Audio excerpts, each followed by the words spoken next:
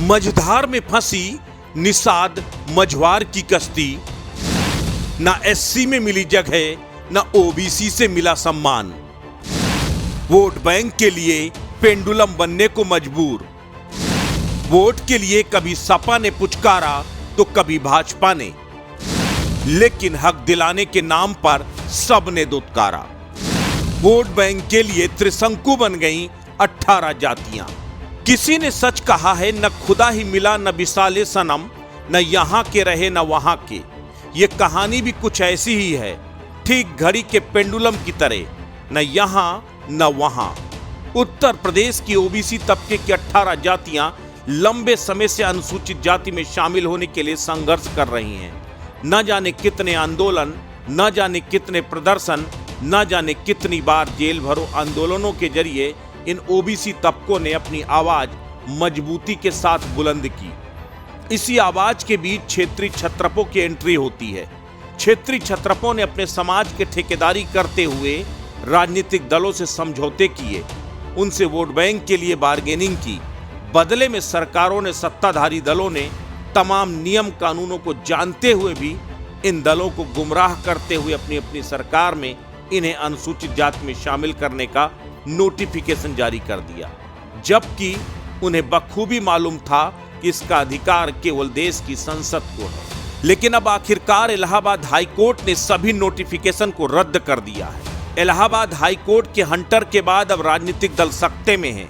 उन्हें अपने एक बड़े वोट बैंक के टूटने का डर सताने लगा है। यही वजह है कि विपक्ष भी अब सत्ता पक्ष को घेर कर इस मुद्दे को हवा देने में जुट गया है, तो वहीं सत्ता पक्ष भी सहयोगियों से राय मशविरा करके इसके स्थायी समाधान को खोजने में जुट गया है, क्योंकि बीजेपी को बखूबी मालूम है कि 24 की लड़ाई इन जातियों छत्रपों को नाराज करके नहीं जीती जा सकती। दरअसल ओबीसी से अनुसूचित जाति के आरक्षण के नोटिफिकेशन रद्द होने से अब दलित बनकर लाभ नहीं ले पाएंगे ये जातियां।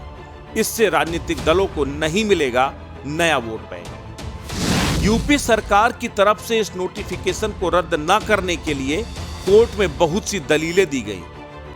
इलाहाबाद हाई कोर्ट पे चीफ जस्टिस राजेश बिंदल और जे मुनीर की खंडपीठ में सुनवाई हो रही थी।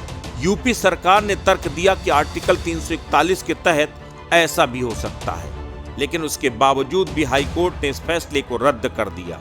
2016 में अखिलेश सरकार के दौरान दिया गया आदेश कूड़ा बन गया। उत्तर प्रदेश की मल्लाह, निषाद, राजभर समेत 18 जातियों को अनुसूचित जाति में शामिल करने के पीछे मंशा बिल्कुल साफ है।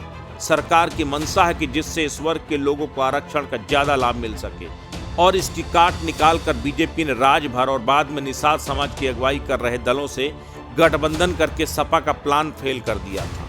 लेकिन बीजेपी ने भी फैसला पलटने की बजाय 24 जून 2019 में जारी रखते हुए फिर से नोटिफिकेशन जारी कर दिया।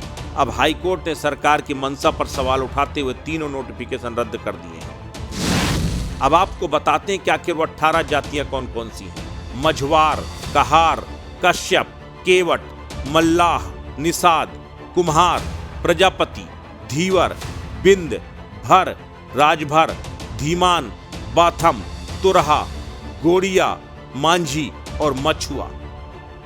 डॉक्टर भीमराव अंबेडकर ग्रंथालय एवं जन कल्याण समिति गोरखपुर के अध्यक्ष हरिशरण गौतम और इसी संस्था के सदस्य गोरख प्रसाद की याचिका पर सुनवाई करते हुए हाई कोर्ट ने फैसला दिया है। यहाँ ये भी जानना दिलचस्प है कि सरकार की तरफ से सफाई दी गई कि आर्टिकल 341 के तहत ऐसा किया जा सकता है, जबकि संविधान के 341(2) के अनुसार अनुसूचित जातियों की सूची में संशोधन का अधिकार सिर्फ संसद को है। ऐसा नहीं है कि सरकार ने करने की पहली या दूसरी बार कोशिश की है। 2005 में मुलायम सिंह ने भी इन जातियों को शामिल करने का नोटिफिकेशन जारी कर दिया था, जिसे बाद में उस वक्त भी रद्द करना पड़ा था।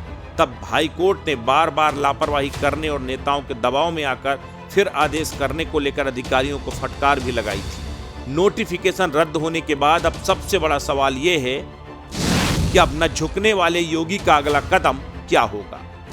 योगी के मंत्री संजय निषाद का अगला कदम क्या होगा। ओपी राजभर अब अपने समाज को क्या समझाएंगे। बीजेपी के इन जातियों में बढ़ रहे जनाधार पर अब क्या असर पड़ेगा। ये तमाम सवाल अब यूपी की सियासी हवा में प्रयागराज से लेकर लखनऊ तक घूम रहे हैं। असत्य न्यूज के लिए ब्यूरो रिपोर्ट।